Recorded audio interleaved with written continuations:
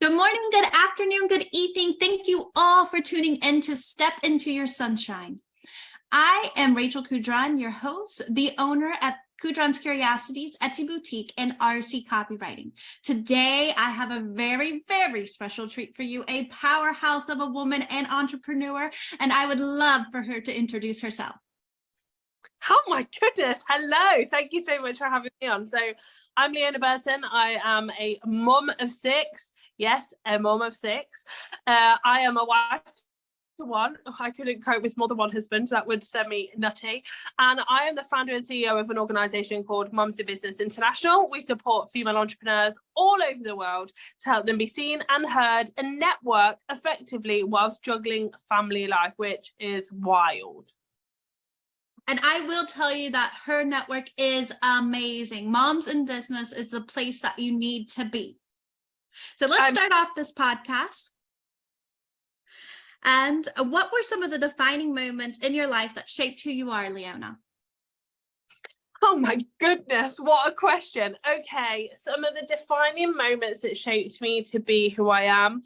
I would say becoming a mum at 18 was definitely one of the most defining moments of my life.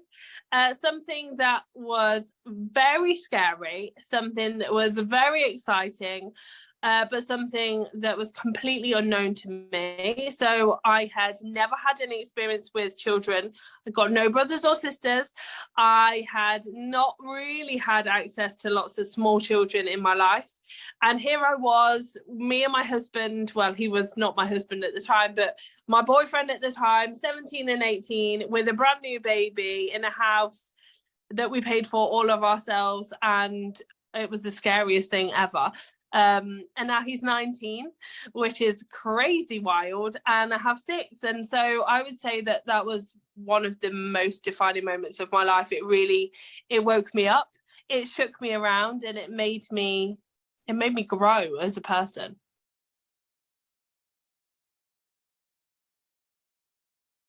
Okay, so let's dive into that. Is when you became a mom at 18, how was your support system? Were there people there to support you or no? My support system was very, very, very small and got smaller. So there were people on the periphery that were supportive, some of them for their own benefit and some of them not. But we didn't have a massive support system. But it made us grow together as people and grow together as individuals. And actually my support system to this day is really quite small, but I deliberately keep it that way. You know, so I didn't have a massive support system, no. Oh, that's so hard. I would imagine that being young and having a child and not having the support system would be difficult to overcome, and then not only overcome but expand to the growth that you've had now, and the success that you've experienced now is really, really admirable and really amazing. So yeah, I mean, it was hard. I mean, it was really, really hard, and people don't talk about the hard, right? Not very often, and it was challenging, and there were lots of difficult moments, and you know, you give birth and you go home and you have no idea what you're doing. You don't, you know, unless you've come from a big family or you've got a support system around you of people that are telling you how often a baby needs to bath, or if they're crying, is it a real cry or is it just a cry, or do they want you or do they not want you? Are they teething? Are they not teething? How much sleep should they have? How should you feel? Should you feel tired? Should you not feel tired? I was so overwhelmed. I remember thinking, oh my goodness, like, what do I even do? And luckily, I'm very maternal naturally. Obviously, I have six.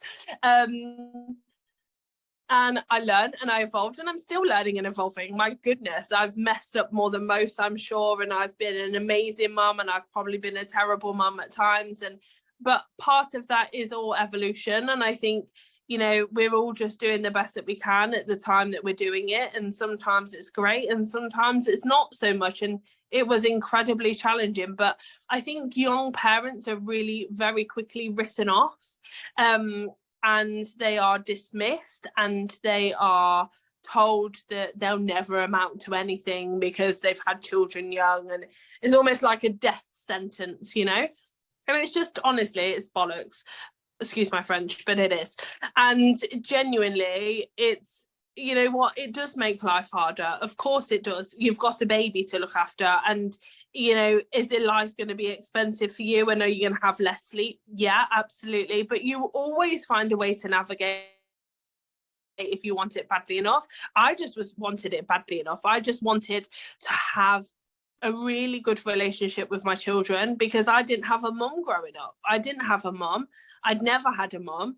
I never really experienced what it was to have a mum. So I didn't have any experience of what it was to have a mum. Does that make sense? Or what it was to be a mum. So I just kind of had to navigate the choppy waters alone and figure out what I was doing along the way. Yeah, and that's how we got through. And you've done such a phenomenal job. It's very, very admirable to watch where you are now and your interactions with your kids. And when I was at your retreat back in February and talking to your daughter, Inna, it was incredible how the relationship that you guys had and how open and safe and supported she felt by you. We are very, very close. I'm very, very close to all of my children, and it's the top of my priority list. Like, my relationship with my kids is number one. There is nothing that comes above my relationship with my kids, and that I make that very clear to everybody around me. And is that right for everybody? Probably not, but it works for me, and it works for our household, and it's something that I prioritize, and I prioritize it all of the time, and sometimes much to my own detriment and much to my own dismay, and juggling 6 of them, and six amazing but spirited children that are, I mean, you know, my eldest 2 aren't really children anymore, they're adults, but they're still my children, and they're probably harder work as teenagers and nearly adults than they are as a baby, because it brings a whole nother level of complexity.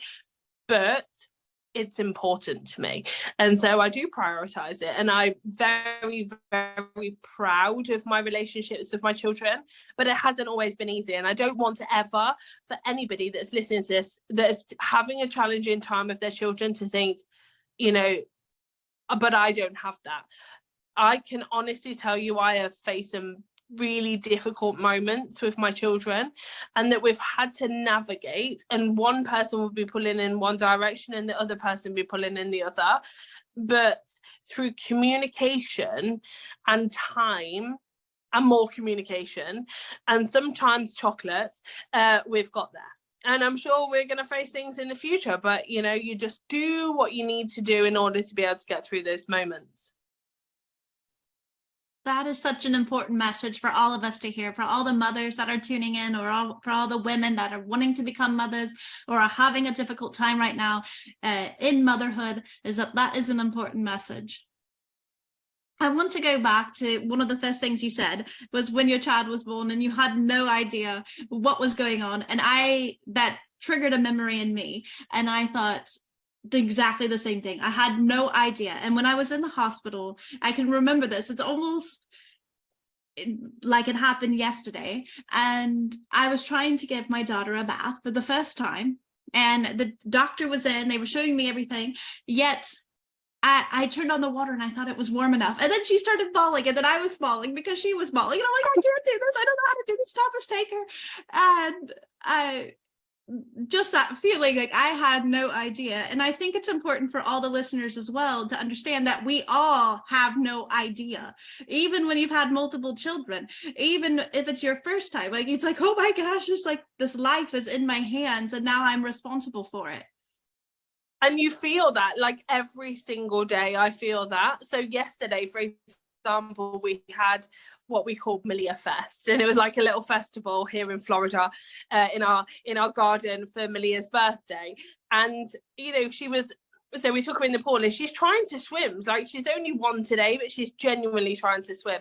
And I had a moment of, her life is my responsibility.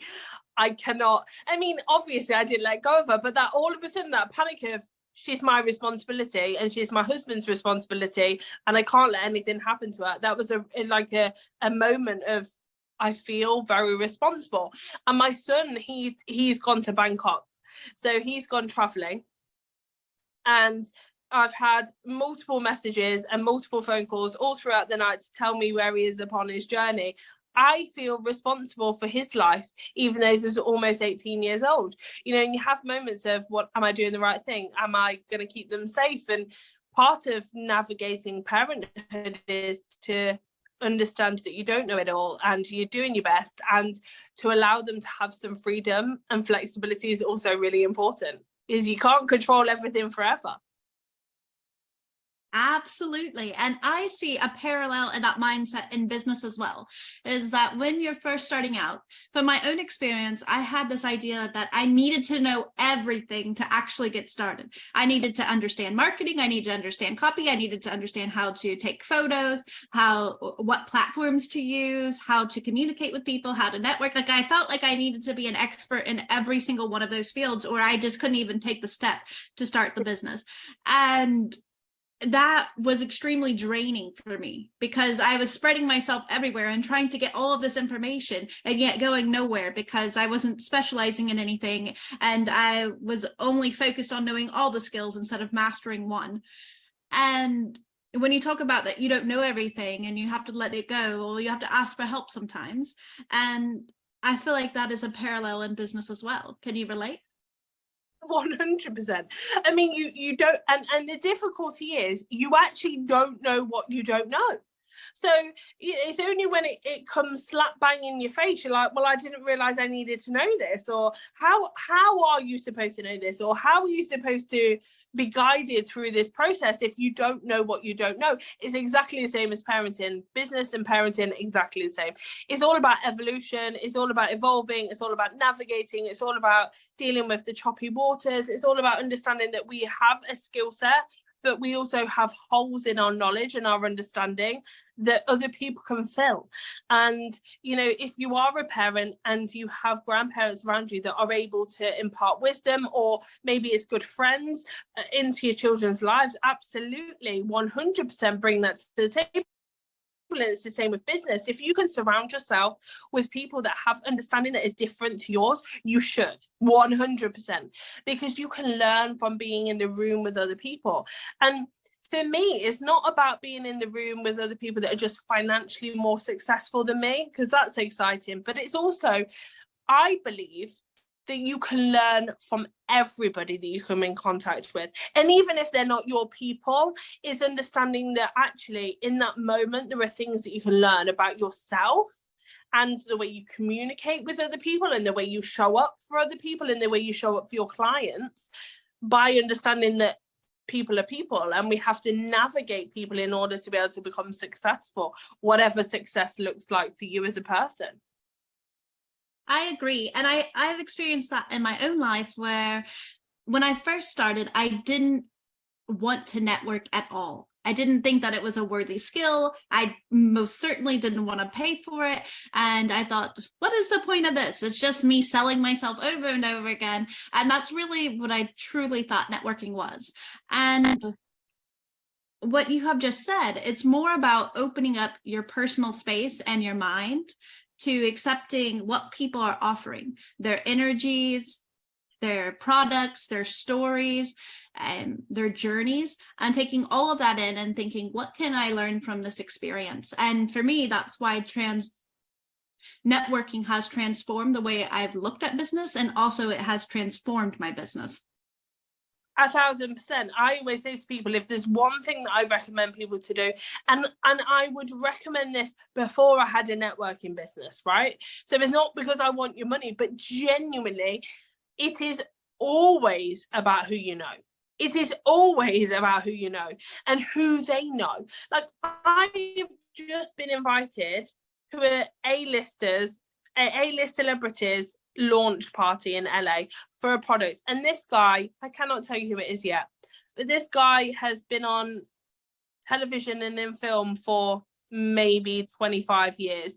Everybody, every household in the world probably knows his name. He is a massive celebrity, and there is no way that I would have just got there without networking. It's because I've been invited by somebody to go as their plus one, and they got invited by somebody who knows somebody who knows somebody, right? And so people sit there and they think, well, I don't know anybody. Well, you do, because you have access to social media, and you have access to networking events, and you have access to people, right? Go and sit in a coffee shop. I built my business 10 years ago in a coffee shop. I used to sit there with my daughter. We'd go to Costa. The shops are available.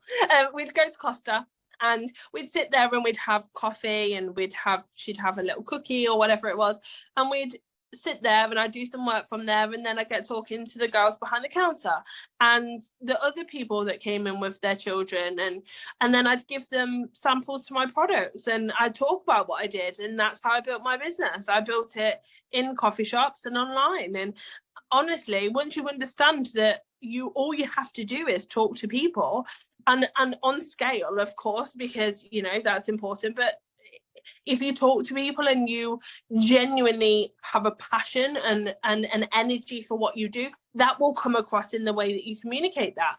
And your business will 100% grow, and your life will be evolving consistently, and not just from a business perspective, but actually the richness of life and knowledge and experiences that you have, that will change dramatically. And things like, I've been traveling the world for a long time now with my children full time, and we're going to stay in an area that is an Amish community this weekend coming, and I'm really excited because I don't really know much about Amish people. I don't really know much about their culture. I've seen a few things on TV, but I don't really understand it fully, and I don't really understand what it's about. And I'm excited to go and learn about these people. I'm excited to learn about their community and how they live their life. And am I going to become Amish? Of course not. But I'm learning about other people. I'm learning about other people's experiences and how they navigate life. And I can do that just by going and spending time with other humans, and so can you. And I think we downplay the opportunity that is right on your doorstep. Absolutely. I have never heard such a true statement, as networking opens doors tremendously, and actually talking to people, going in and having a conversation, even if it feels a little awkward. For me, living in France and not having complete language development is challenging, but just going and opening the door and saying, okay, I'm interested in this, or trying to stop that conversation. It's how I got my products in my first store, because I was just talking to her, do you have products? And it was in a broken Franglish, because I haven't mastered French yet. But me being there, she remembered me. And when I went to another city and I was asking about her being in her store, I wasn't able to because of different logistics. But she then said, well, we have markets. I'd love for you to be part of the market that we do. And then getting into those and talking to the people around me. And I was so proud of myself, because recently I had started a conversation with the people next door to us in French, which was one of the first times that I've really gone and sought out another person to have a long conversation with here in France. And I think it is all about who you know and who do they know, and how do you align yourselves with them? How do you develop relationships with them, and so that they remember you and you remember them? 100%. And I think we also, often when we think about networking, we think about it quite selfishly. It's like, well, what can I sell to this person in this moment? And the reality is the majority of networking isn't transactional quite like that. It's a relationship build. It's long-term, consistent relationship building. And some people will buy really quickly, and some people will never buy, but they might recommend you to somebody. If I look at my most interactive fans, we'll call them, because for want of the better word, that's what they are.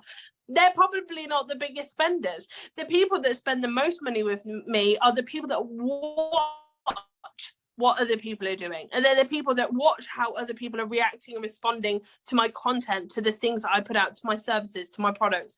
And so you know, if I just dismissed all of the people that didn't buy from me, I wouldn't have a business. And so people go into this with, I need to make right now cash. And I get that you need to make right now cash in order to pay your business, but right now cash doesn't come from you just immediately expecting people to buy from you instantaneously, and playing the long game and playing the, actually, I'm in here to build a relationship, and if I can help you, great. If I can't help you, I will know somebody that can help you. And that's really, really important to express, is actually, you know, it's long term. It's like your relationships in life. It's a long-term commitment. It's not just a flash in the pan. Yes, I also think it's important to highlight the importance of a relationship. When you have a relationship, you also like and know and trust that person more. So when they present products or services, then you're more apt to be interested in those, because you already know that they're a good person, that you trust the products or services that they're offering, and you're ready to take that next step with that person because you've already done the foundational work of building that relationship. Yeah, absolutely. 100%. Life isn't Tinder. You're not just swiping left or right on humans, you know, it's long term. That is a beautiful analogy. That'll stay with everybody who's listening in today. So I want to ask you next is, what are some of the most valuable lessons you've learned throughout motherhood and being an entrepreneur? Listen to yourself.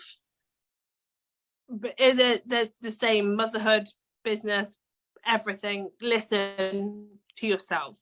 Give yourself the space and the time and the quiet, which is exceptionally difficult when you're a mum, but it's important, even if it's 5 minutes while you're having a bath or whatever it is that you're doing. So listen to yourself and listen to what's going on for you is really, really important. I think that's one of the biggest lessons anybody can take. Yeah Listening to yourself, are you also talking about listening to gut feelings and intuition? All of it is really important. So I wouldn't just say to go on gut feeling, because you could be having a hormonal moment. You could be experiencing a lot of stress and your gut is not quite pulling in the right direction. But I would say to build up a picture is really important. So, you know, pragmatic things like a pros and cons list, amazing, like it's going to be there, and layered with your gut. So layer it with your head, your heart, your gut, you know, what people are saying around you, and then making a decision around actually what it is that makes sense to you is going to really, really help you. When I look at the most challenging periods in my life, it's because I've listened outside of my own self. Does that make sense? Like, it's, and I'm not just talking from a mentoring perspective, I'm talking from my friends, my family, my peers, and I've gone, really? Like, I'm not entirely sure, and I know that doesn't really make sense to me, but I've done it anyway. And then 3 months down the line, I'm like, why did I do this? Like, this is not for me. And then it's a whole unpicking process, which is hard and time consuming and costly and can cost you finances. So yeah, listening to yourself is crucial. And this is the epitome of what this podcast is about, is stepping into your sunshine, is stepping out of the darkness and into the sunshine and being a light. And throughout our experiences and throughout many men and women's experiences, society, your friends, your colleagues, your family have tried to tell you to be this way or do this thing, or don't be this, or too much of that, or too little of this. And then you're molded into this person that doesn't feel quite right. And so when we step into our sunshine, we're like, no, this is me. This is all of me. And I'm sharing my light and my experiences and my journey and story with the world. Yes, and I think you can tell when somebody's in their own light. It's attractive, you know. Somebody who is confident in themselves is sexy, and I don't mean physically sexy. I mean, their energy is sexy. Like, everybody wants to be around that person. It's not ego. It's a whole nother space of like, I'm comfortable in being myself, regardless of what it is that's going on for me. And I'm working through some stuff potentially, but actually I'm really good. Like, I'm in a place of knowing my own stuff, and that, you know, those people when they walk into a room, and it's unfortunately there's not many people in that space. You can tell when those people walk into a room, they just have an aura. Oh yes, 100%. And I remember, just to reflect on you so you can hear about the first time that I ever heard you speak, was so it's 2023, so it would have been 2021, in December, right when I was joining MEB, and it was at one of the scene conferences, and you got on to introduce everybody. And I remember thinking, this is the first time I had ever heard you speak, and it was via the internet. I was like, who is she? I want to be with her. I want to be in her circle. I want to know who she knows. I want to work with her. And I had made that decision instantaneously. And you were talking about anything related to coaching, nothing of that sort. You were just introducing the conference. And I was like, wow, who is this lady? I love that. But I think that that's right. You are attracted to people who are just comfortable in their own skin, holistically, right? And it doesn't, and I don't want people to think, oh, but it's okay for you, and now you've made it, and now you whatever. No, it's not from that place, because I'm always working towards something. I am far from perfect. I am doing my stuff, and I mess up more than most, but I'm also comfortable in my own skin. And I don't just mean physically, I mean energetically. And I think that shows in the way that I deliver. And so I would want to encourage everybody to be comfortable in their own skin from a decision process, i.e., do you know what, I'm really happy being a whatever, and I'm really happy with having no children. I'm really happy having lots of children.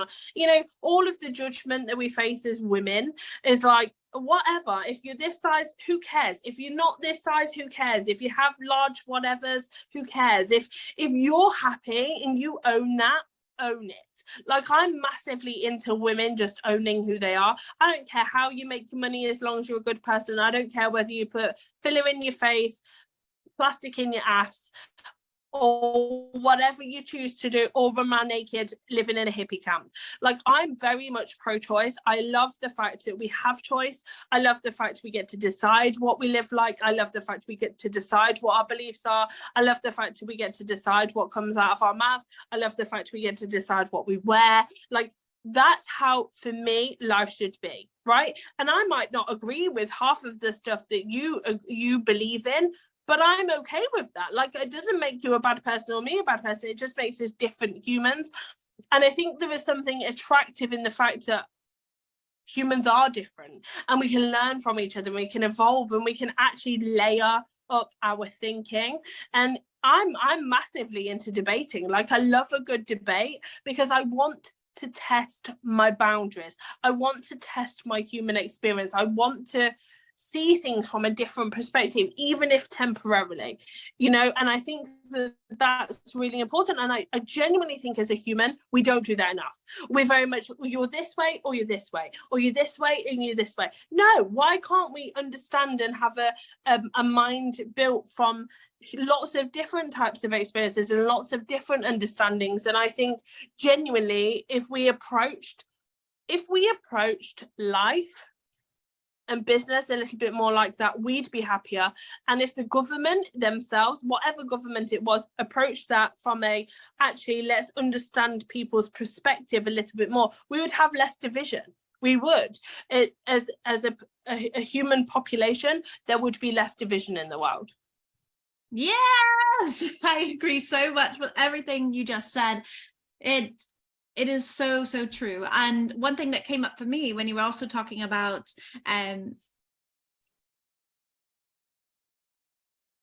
less division among societies is that I think of school. If we had more of an accepting approach towards different types of people, different types of learning, different types of children, it would also transform our educational systems across the globe.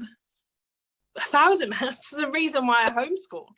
And the reason why I homeschool is that, I mean, humans don't fit in a square box. It doesn't make sense for 90% of people. They don't fit in this box. And and when you don't fit in the box, you get pushed to one side. So if I look at all 6 of my children, one of them fit in a school box, and that's it out of all 6 of them. And so for me, it made sense to pursue and allow them to be the best versions of themselves. And do I agree with all of their best versions of themselves? Not all of the time, no, because I prefer them to be doing something else, but it's not my life.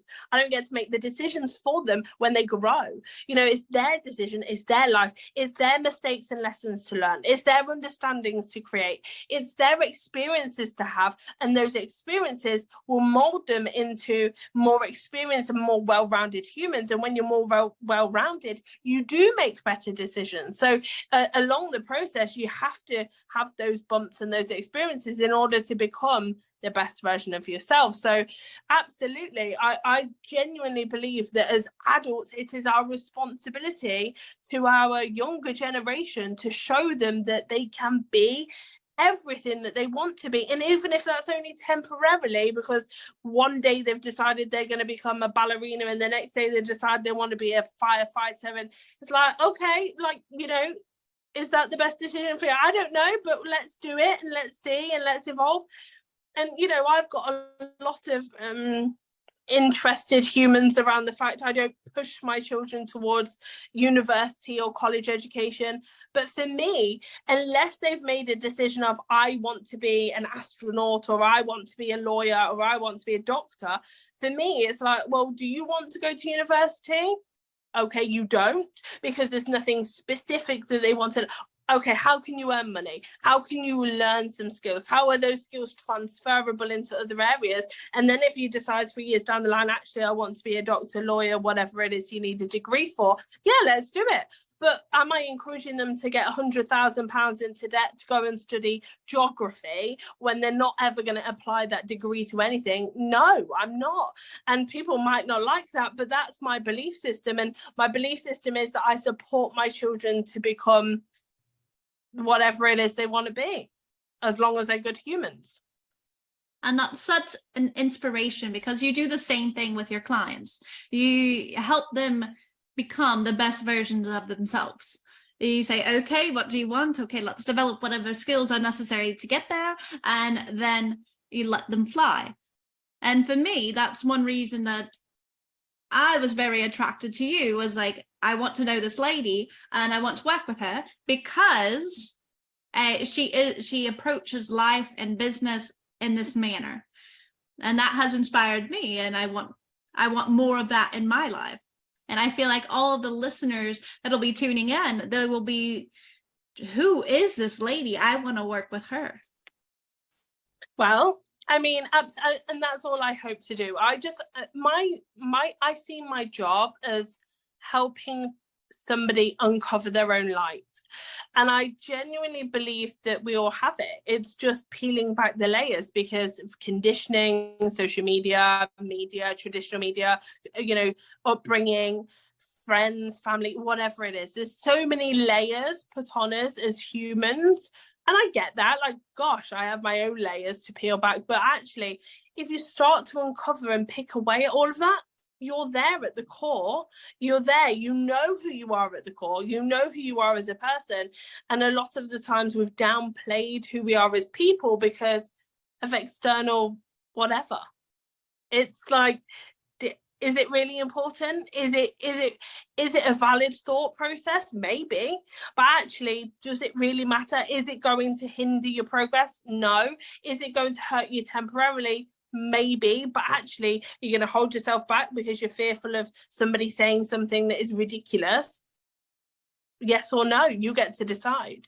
And when you understand that actually that pain is temporary, it's like, well, actually, does it matter to me? No, you're not paying my bills.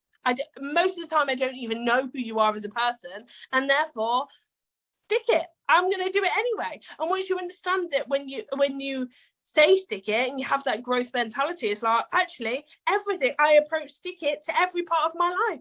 What I want to wear, how I speak, how I turn up, how I approach my clients, how I approach my life, how I approach my parenting, how I approach my relationships.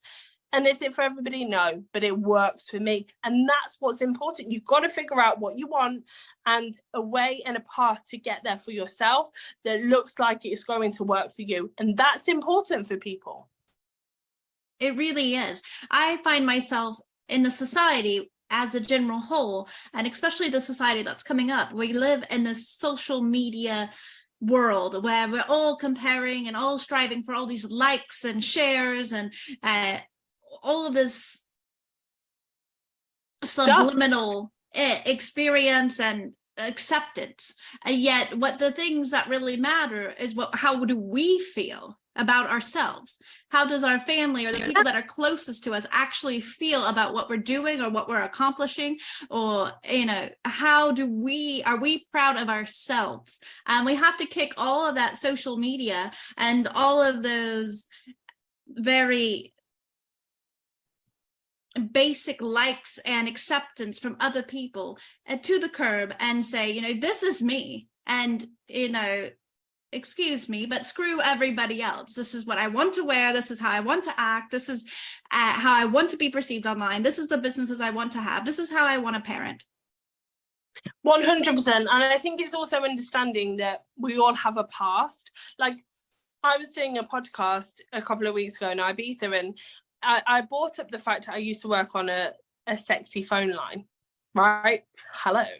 And and I was like, I talk about that publicly because even though would I do it now? No.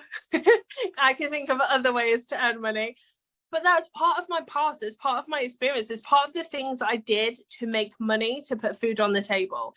And I'm absolutely okay with owning the fact that I did what I needed to do in order to pay my bills. And I've grown as I was in my early 20s. I was probably 21 years old, 21-year-olds that do wild things.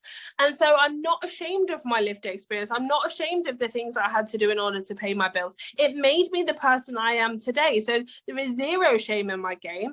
Would I change it if I could have done something different? Absolutely I would, but it's part of my experience. And my older 3 children, obviously not my younger 3, my older 3 children know about it. It's not a secret. I say to them, I work hard so that you don't have to do what I did, right? And if you choose to in 5 years time, I probably am not going to be that happy about it, but I'm not going to kick you to the curb. I would rather help you make money in another way. But I think, a lot of us carry shame around what we look like or what we did look like or how we've spoken or our behavior in the past or our jobs previously or our previous relationships or something we said to somebody 5 years ago or how we've conducted ourselves. And it's like, yes, I understand that reflection is important, and of course we want to evolve and we want to grow and we want to become something that is the best version, but actually it is whatever it is, and we've had those experiences for whatever reason. How can we navigate the water going forward instead of looking backwards at all of the things that we didn't do so well or we're a little bit ashamed of? Yeah, it's owning your whole life and all of your experiences and your entire journey and saying, this is me. This is who you get when you work with me, when you interact with me, when you contact me, when this is me. And I'm sharing all of me, all of my experience. I have one more question for you, Leona, is what advice would you give to someone who is trying to find their path in life? This is a great question, but it's a big one. I think we feel, and our conditioning for a lot of years has been, we must have our life mapped out in front of us. We must know when we're going to have children, get married, buy houses, retire, have a pension, do wills, blah, blah, blah. And actually, the reality of it is your path will unfold, you know. And sometimes you feel like you're going one way and you end up in another, or you've planned for one thing and you end up doing something completely different, and that is absolutely okay. I have been totally devastated when I've had to walk away from something, or been in a business, or close something or change and navigate, and then I look back 6 months later, I'm like, oh my gosh, that was the best thing that ever happened to me. So for those of you that have your whole life mapped out ahead of you, that's amazing. But for those of you who don't, it's okay. I would start with, what do I want out of life? What do I want that to look like? What do I want the next 5 years to look like? What do I want the next year to look like? Sometimes the next 5 years, the next 3 years, the next 10 years, 20 years, feel so far away you can't connect with it. I don't know, what do you want to do this year? What's going to make sense to you? What do you want out of your life? Where do you want to travel to? If you don't want to travel, don't travel. If you want to grow a massive business, grow one. If you want a small business, have one. If you want a different job, go for it. If you want to change your body, do it. If you don't want to change your body, don't do it. Like, those types of things are incredibly important to understand, that if you're not connected with the outcome, you will not do the work necessary. And it is work. Like, the reality is, it takes work. It takes work to go to the gym. It takes work to sculpt your body a certain way. It takes work to grow a business. It takes work to change your job. It takes work to get a promotion. It takes work to have a relationship that you want to be in. It takes work to have a relationship with your children that you want, so that you want to be around them and you don't want to hide every 5 minutes. All of those things take work, and it's being aligned to the end goal that makes a difference as to whether you do the work or not. I just talked about the fact here, most people are looking for external motivation. They're looking for external validation. We're looking outward instead of inward to what we have to offer. Now, I get paid a lot of money to speak globally, but the reality is you go to seminars, you listen to somebody, you're motivated temporarily. Great, awesome, fantastic. But what about when you've left? And what about when your chips are down, and when somebody says no, or you get a continuous series of knockbacks and frustrations and trials and tribulations in your life, which, by the way, happens to all of us, right? It's not just you, it's every single person on this planet experiences challenges along the way. Don't think you're on your own, because you're absolutely 100% not. The reality is, majority of people aren't talking about them for whatever reason, and that's their prerogative. But I want you to understand that that's what it takes. Wow, you have been so incredible today on this podcast. And I know that every person that tunes in will be motivated and they will be inspired. But just like you just said, what are you going to do after you've listened to this? What are you going to do? Does it align with the place that you want to go in your life? Are you reflecting on, where am I and where do I want to be? If you're a business owner, where are you in your business and where do you want to go? What does that plan look like for you? And actually taking action after you're feeling motivated and uplifted and empowered after listening today. 100%. Leona, I want to thank you so much for taking time to be on Step Into Your Sunshine. How do we get connected with you? Oh, come and stalk me on social media, Leona Burton, on all platforms. I was going to say on all planets. I mean, definitely. We'll go for all planets. All platforms, Leona Burton or Leona Burton Official. You find me on social media. Thank you. Thank you so much to all our listeners. We have episodes going out on Mondays and Thursdays, 8 p.m. UTC time, 7 p.m. UK time, and 1 p.m. US Central Standard Time. I can't wait to talk to you soon.